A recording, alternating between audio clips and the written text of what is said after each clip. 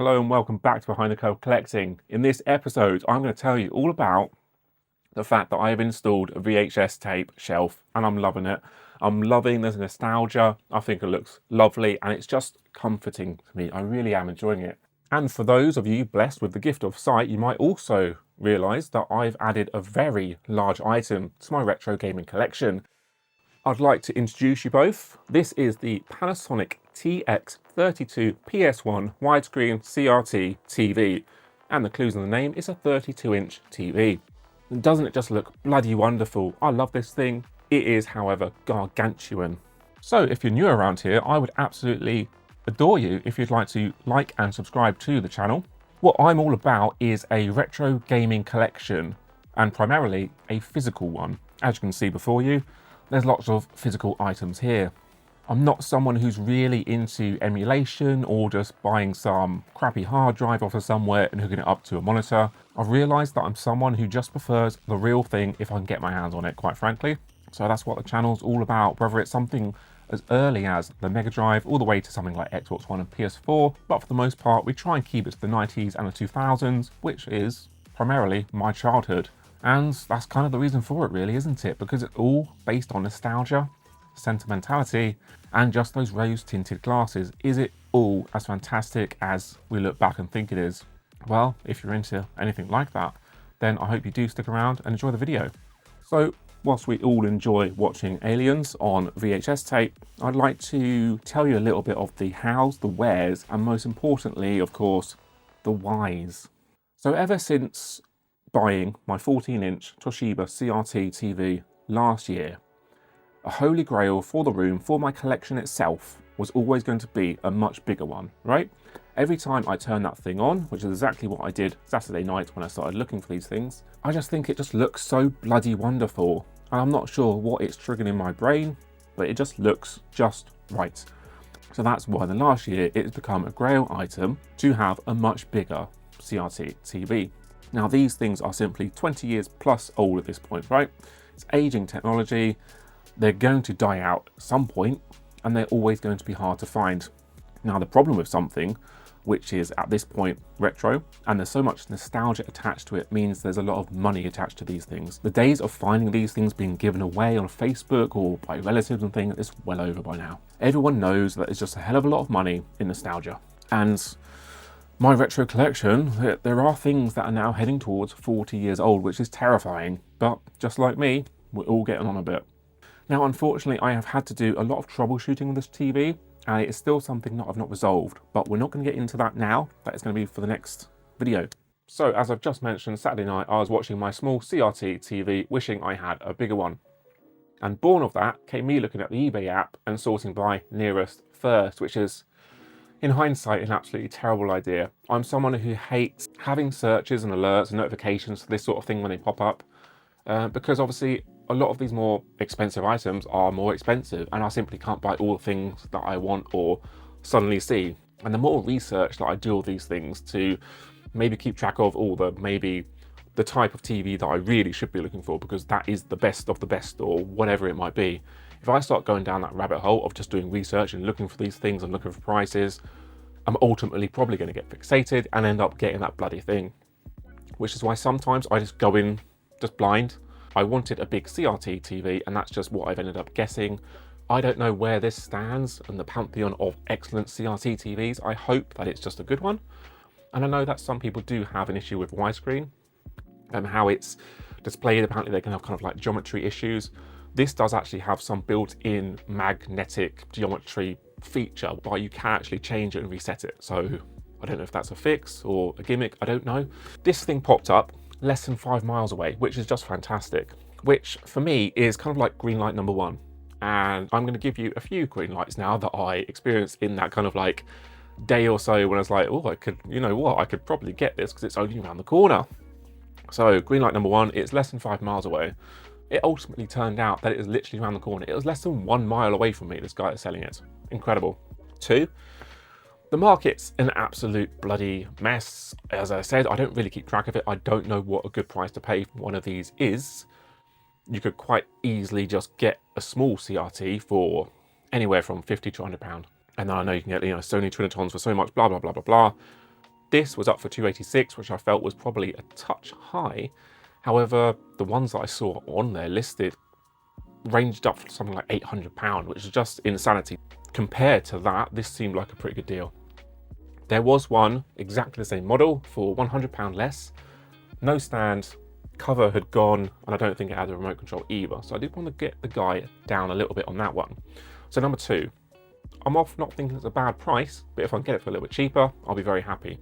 Number 3, I've got some goodwill built up with the wife for her birthday weekend. I got some tickets to something that she wanted to go to, which that very same week actually sold out. So I've got the goodwill built up there. I'm not going to be in the doghouse any more than I usually would be.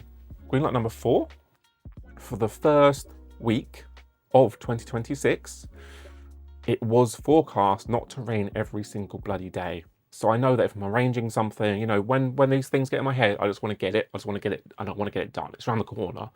I could message the guy, he can come back to me, we can agree something. I could literally pick it up freaking tomorrow. He didn't message back for like a day and a half, which dragged things out a little bit. But the week was looking good in terms of actually picking this up and not getting it soaking wet, because that would be bad. And then green light number 5, the one that told me, you know what, the universe is putting a lot down right now, I need to pick up on some of that. And that was the fact the guy's name was Phil. Now obviously that's not going to mean anything to anyone. However, to me, one of my best mates was named Phil. Unfortunately, he's no longer with us. You know what, right? That's enough green lights for me. I'm just gonna go all in. I'm gonna get some money off first of all, if I can. No strong-handed, strong-arming tactics. No big haggling. Just ask nicely.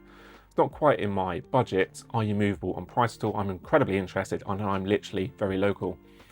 And he came back saying, I am movable on price. What are you thinking? Not a particularly strong negotiating position to be put in, I grant you.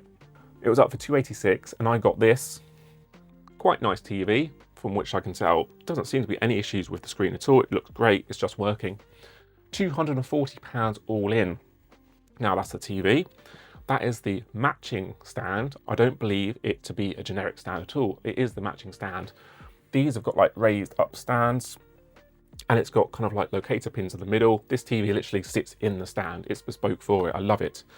And I've got the manual for it and the working remote control, which for something so old is always a bugbear when you get these things and they don't have the matching remote control that works for it.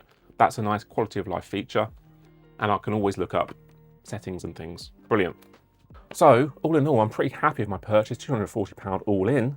And it's just working, the video DVD combo player that I've got plugged in here. As we can see, it's working lovely jubbly. And the PS1, again, no issues at all. There is some differences between the SCART inputs on the back. I'll put that on the screen now. And it doesn't seem to make much difference, but everything works. Everything just works. It's got a very simple menu interface, obviously. And it's got a few little things that you can turn on and off just to adjust things. But for the most part, I quite like this thing, yeah. Whether the widescreen is the right thing to go for, it's a moot point, because this thing is just gargantuan. I believe off the top of my head it measures 90 centimeters by 60 centimeters. It's in the corner and it fits in here as much as I'm able to convince myself that it fits in here. But I'm very happy. I can get in the door and out, no problem at all. I'm probably a little bit closer than I might like to be. I'm probably about just over a meter away from it, but maybe to some that's ideal. Let's have a little bit of fun, shall we? We all know these things are heavy. If you don't know they're heavy, I'm going to tell you right now, these things are bloody heavy. Please, by all means, go down to the comments below before I tell you in the next 10 seconds and have a guess at how much, kilos or pounds, how much you think this TV weighs. Just the TV, not the stand, nothing else at all. How much it weighs. Because I know exactly how much it weighs. The manual tells me that this weighs 55.5 kilos, which is around 120 pounds. And I can vouch for that. It is such an ungainly, awkward thing. And I never want to move this ever again. I can't pick it up by myself. 55 pounds isn't beyond the strength of man at all. That's roughly the same weight as my wife, and I can pick my wife up quite easily. I can carry her up the stairs. But this, Jesus Christ, this is ungainly. It's just too big and cumbersome. And it's just not doable with one person. Would not advise, okay? Would not advise that one. Not doing that ever again. We've gone over the hows and the wheres because the guy turned out to be literally around the corner. I've got it in the car, out the car, in the sheds. And it works beautifully. We do have an issue. We're in troubleshooting mode. Everything's plugged in for now, but I've kind of bypassed the issue, which is resulting in not excellence. And I don't like not excellence, I like excellence, it's good. So what's the problem? Again, I'll overlay the problem right here. The Mega Drive and the N64 both appear to have some sort of picture bouncing issue. The issue is identical between them, and no matter how I plug these in, because I have two different leads for the Mega Drive, I have a SCART and I have a composite, doesn't matter where I put them in, whether I put it in right there, or in the SCART, or through a SCART switcher, I still have this bouncing problem. Same for the N64, but to complicate matters with the N64, Command & Conquer just does it all the time. Star Wars Rogue Squadron stops when you get to the title card. Nothing changes, the TV doesn't say, oh, I've changed modes, it just stops happening. So that's thrown me for a loop a little bit. So I do need to ask the retro gaming community, have you seen this problem before? Can you help me? What is it and what do I need to do to get rid of it? Because as I said, I have bypassed it, but it's resulted in, from what I can tell, a loss of visual clarity. I don't have the best that I could be getting out of this thing, and it's really annoying. It's a lot of money to pay for something and it's not quite working properly. So because I've tried all these different input methods, and I know that from my previous CRT, the consoles do work, I'm led to believe that it must be maybe a setting on the TV. I've changed all the settings that I have access to, nothing works. I don't know what it's doing. Clearly everything else works. It must be the signal it's receiving. It must be doing something with it. It's weird. So the bypass that I talked of, well, that's where the video DVD player comes in. It's got all sorts of inputs. It's got multiple SCARTs, it's got composite, component, optical ins, aerial ins, it's got even a HDMI on it, which is lovely. However, if I plug the Mega Drive into that, and then from that into the TV via SCART, it goes away. But to me, to my eye, it doesn't look as good. But I can plug them all in via that, and for now, that can be my solution. It's not fantastic, and obviously, getting a grail item like this, it would just be nice if it just worked as intended, with no issues, and I can just finally be happy and content. I'm not quite there. I do need to find out why. But I don't know how this is coming across, and as I said, I've got all the bloody lights on, so it's not looking as good as it could, and I'm far too close. I do enjoy watching it, and it is wonderful. It's got these integrated speakers on the side, and they're excellent. As far as I can tell, everything's just really good, it works. It was a bit dirty, possibly dirtier even than your, but I've cleaned it up as best I can, and yes, from what I can tell, apart from a few cosmetic issues here and there, I do believe it is from around 2003, so quite late in the CRT TV lifespan there, but it's a nice one. And as far as I'm concerned, at least, without going too much into it, Panasonic is a strong name for old CRT TVs. It's got what I can only assume is the kind of like panel technology, Quintrix, whatever that stands for. Obviously, just got the SCART inputs and the composite. It has got S-video there as well, so it's just a standard definition, not HD. I didn't want to be waiting around at this point. I was just like, I can get that around the corner. When's that next going to come up, right? When's the pinnacle of CRT TVs going to suddenly crop up somewhere local to me and a good deal that someone isn't going to snap up immediately? You know? Guy said he'd had some interest, but clearly he probably priced it a little bit too high. So I'm hoping this is a good one. And for me, I'm really quite happy.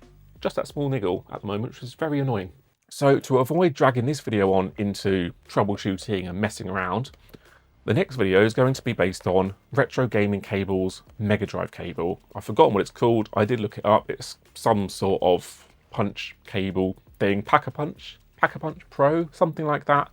Anyway, I'm going to try that out next time. I don't think it's the cables, but if this is kind of like the go-to really good cable for a Mega Drive, for example, then I'm going to try it. And we'll go from there, because I do admit that both of these cables for the N64 and the Mega Drive are just generic Amazon and eBay cables. They're not specialist or anything. The PS1 does have a Blaze SCART cable attached to it, so you never know. If I go for aftermarket and decent, properly shielded on whatever else they're supposed to be, maybe it won't do this kind of like auto detect and give me a bouncing image. So that's it for that one. If you have liked the video, please do like and subscribe. It's going to help me out greatly. This has been a hell of a week trying to get this in here, quite frankly. And I'm very glad, because I installed this shelf like the day that I started looking for them. And by some miracle, I've happened to install it kind of in line with this bookshelf right here but it's perfectly height. It's just perfect height. I absolutely love it. So I can just see my things and stuff and have this taken up the entirety of the corner of my games collection shed. I hope to see you in the next video. Thank you so much.